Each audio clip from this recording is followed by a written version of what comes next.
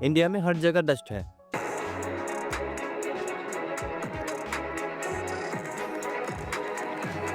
घर के बाहर ही नहीं बल्कि अंदर भी, लैपटॉप पे, टेबल पे, हर जगह।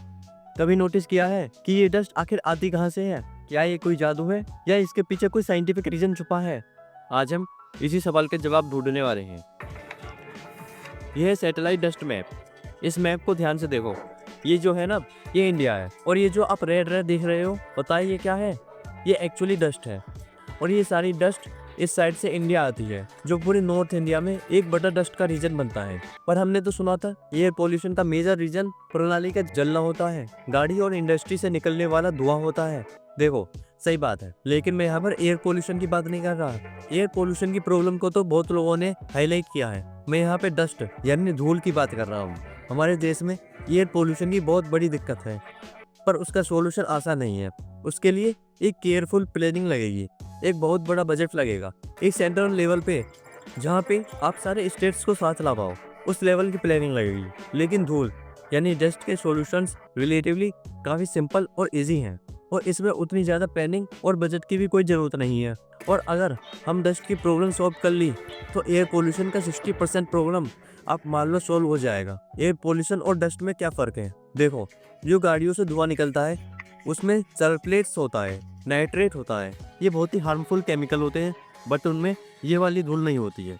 धूल और एयर पोल्यूशन में जो चीज़ सेम होती है वो ये है कि ये दोनों आपकी हेल्थ के लिए बहुत ही ज़्यादा खतरनाक हैं।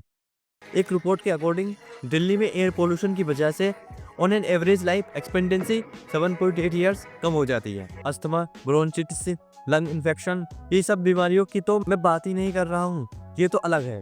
धूल एक्चुअली आपकी हेल्थ के लिए बहुत ज़्यादा हार्मफुल है। डस्ट आती कहाँ से है? कंस्ट्रक्शन से आती है, ट्रैफिक से आती है। आप बोलोगे देखो, कंस्ट्रक्शन तो बाहर भी हो रहा है, और ऐसा नहीं है कि ट्रैफिक की प्रॉब्लम सिर्फ इंडिया में है, बाहर भी काफ़ी ट्रैफिक है, बट वहाँ पे उतनी डस्ट नहीं आती। तो डस्ट आती कहाँ से है? यहाँ से। लेकिन अब ये क्या है? ये एक्चुअली डस्ट है। लेकिन अगर डस्ट यहाँ से आती है तो मुंबई, हैदराबाद, बेंगलोर में कहाँ से डस्ट आ रही है? बेंगलोर में 10th फ्लोर पर भी इतनी डस्ट इकट्ठी हो जाती है। डस्ट का सबसे बड़ा रीजन है हमारा वेदर। Let me explain.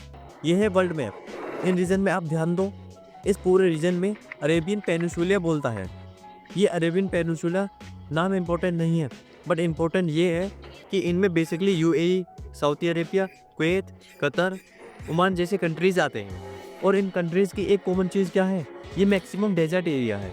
और ये इतने बड़े डेजर्ट एरिया है कि अगर मैं 5 राजस्थान को भी मिला दूँ तो भी ये बड़ा है।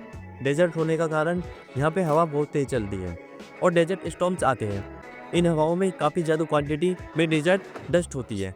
यही हवा इंडिया में इसी साइड से एंटर करती है, और यही चीज़ इस डस्ट मैप में भी आप देख सकते हो कि कैसे इस साइड से मैक्सिमम डस्ट इंडिया के अंदर आ रही है। जो इस तरफ से विंड आ रही है, इन्हें वेस्टर्न लाइज बोलते हैं, क्योंकि ये वेस्ट की तरफ जा रही है। ये वेस्टर्न लाइज विंड्स राजस्थान से और ज़्यादा डिजर्ट डस्ट उठा लेती हैं, क्योंकि वहाँ पे थार डिजर्ट है। Thar desert facts 2 lakh square kilometre में फैला हुआ है। वर्ल्ड का 18 लार्जेस्ट डेजर्ट है। टोटल एरिया कर्नाटक स्टेट से भी बड़ा है। राजस्थान से और ज़्यादा डस्ट उठाने के बाद ये विंड्स पूरे नॉर्थ इंडिया में फैल जाती हैं और वेस्ट बंगाल तक चली जाती हैं। नॉर्थ में हिमालय माउंटेन रेंज है, जो ये हवा को चाइना की साइड नहीं जाने देता। कंस्ट्रक्शन। इंडिया में डस्ट का एक बड़ा रीजन देखो।